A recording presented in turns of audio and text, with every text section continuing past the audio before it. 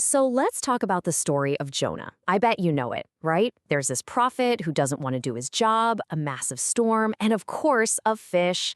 A fish big enough to swallow a guy whole. It's got to be one of the most famous stories ever. But here's a thought. What if that fish, the part everyone remembers, what if it's actually just a distraction from what the story is really trying to say? I mean, think about it. The giant fish, it only shows up for a few verses. The real heart of this whole book, the thing that makes it tick, isn't the sea monster. It's what happens to Jonah inside that fish. And maybe even more importantly, what happens after he gets out. This is so much more than a cool adventure story. It's this deep, profound lesson that, honestly, still challenges us today. So the first big turning point in the story, it happens in just about the wildest place you can imagine. We're talking total darkness inside the belly of a giant sea creature. This is where Jonah, who has totally hit rock bottom, finally cries out to God. And the prayer he says, well, it tells us a ton. And you've got to pay attention to the words he uses here. He doesn't say something like, "Man, I almost died." No, he says he cried out from the grave. For him, in his mind, that line was already crossed.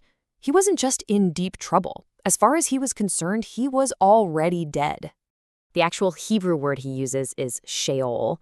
Now, it's really important to get what this meant. Sheol wasn't some fiery place of punishment.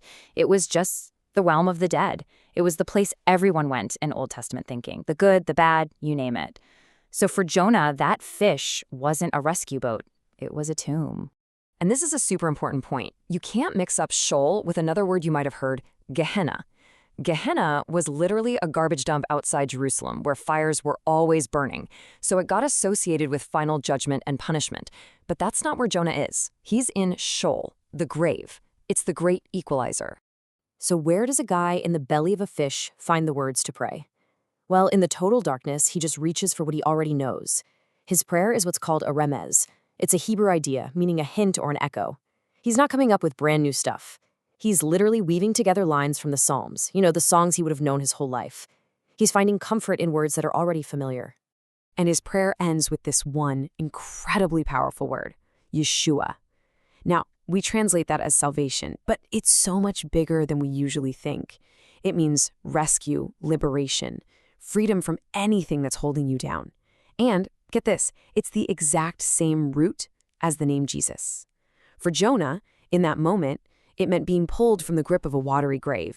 Okay, so after this whole ordeal, Jonah gets his second chance. He's got to go finish his mission, head to the great city of Nineveh.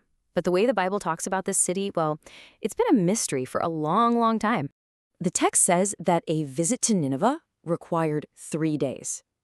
Okay, but what does that mean? Seriously, scholars have been scratching their heads over this phrase for ages.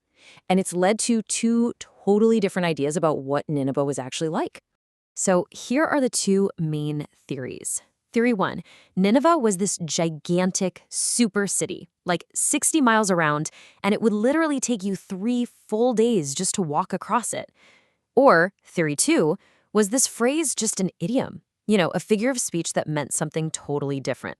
Turns out, a scholar named Donald Wiseman dug into some ancient Assyrian texts and found something really cool. A 3-day visit was a totally standard phrase for an official trip. Think about it. Day 1, you arrive. Day 2, you conduct your business. Day 3, you head home. So maybe the Bible is just saying that Nineveh was a big deal, important enough to require a formal 3-day state visit. So whether the city was huge or just hugely important, Jonah finally gets there, and he delivers his message. In the original Hebrew, it's only 5 words. That's it. A short, sharp, simple warning that doom is on its way. And one of those words is the number 40. And whenever you see the number 40 in the Bible, it's like a big flashing sign. Yeah, that number pops up all the time, and it's not always meant to be a literal count. It's more of a symbol for a really significant period of testing or trial. Like the 40 years the Israelites were in the wilderness, or the 40 days Jesus was tempted in the desert. It often stands for a whole generation. So the message to Nineveh was crystal clear. You have one last generation to get your act together. And this is where the prophecy gets really clever. The Hebrew word that gets translated as overturned can mean destroyed, sure, like flipping over a table. But it can also mean transformed or completely changed. In fact, it's the same word used in modern Israel for an upside-down coffee, a hafuch, which is basically a latte. So the prophecy was a warning, yeah, but it had this hidden possibility of a total, radical transformation. So what happens next? This is maybe the biggest shock in the whole book.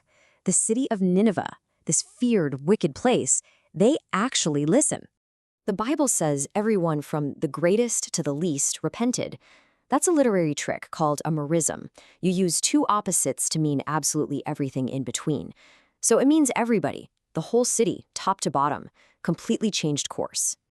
And they really showed it. They didn't just say they were sorry. They wore sackcloth, which is this rough, dark goat skin. That's actually where our tradition of wearing black for mourning comes from. They sat in dust and ashes. And yeah, that's the direct ancestor of the Ash Wednesday tradition. This was a massive, citywide display of humility. And so God sees that they're for real, that they've had a genuine change of heart. And he relents. He shows mercy. The city is saved. And Jonah? He is absolutely furious. This is the moment the entire story has been building to. The prophet is ticked off at God for being too compassionate. So God decides to give his pouting prophet one last little object lesson. First, he makes a plant grow up to give Jonah some shade from the blazing sun. Jonah loves this plant. Then God sends a worm to kill the plant, and then he sends a scorching hot desert wind, a humsin, to make Jonah totally miserable all over again. And that's when God hits him with the final question. He basically says, Jonah, you are all bent out of shape over this plant. A plant you didn't grow, a plant that was here one day and gone the next. So, shouldn't I be concerned about this massive city full of people I created? And that, right there, is the entire point. The book of Jonah was never really about the fish. It's a complete takedown of that narrow, nationalistic, us versus them way of thinking. It's meant to show a God whose compassion doesn't stop at borders, a love that reaches out even to the people Israel hated the most. And the story just ends. It leaves that question hanging in the air with no answer. Jonah was angry because God's mercy wasn't just for his team. He was being challenged to completely rethink his values. And the question the book leaves for us, all these years later, is, what about us?